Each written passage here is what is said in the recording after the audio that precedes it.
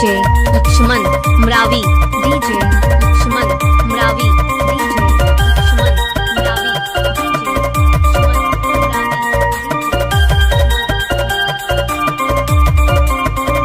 यही कहस का हो।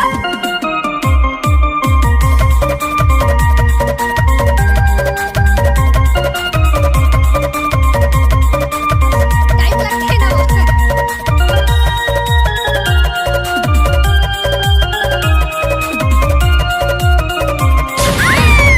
कैसे कर फंस रहे।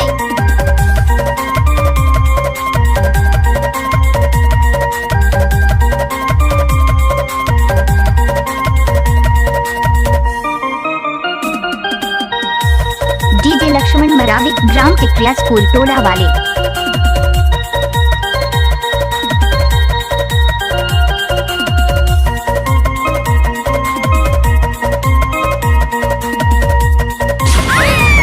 कैसे कर फंस रहे।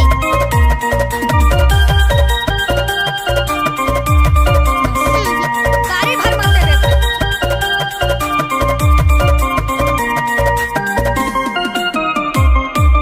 डीजे लक्ष्मण मरावी,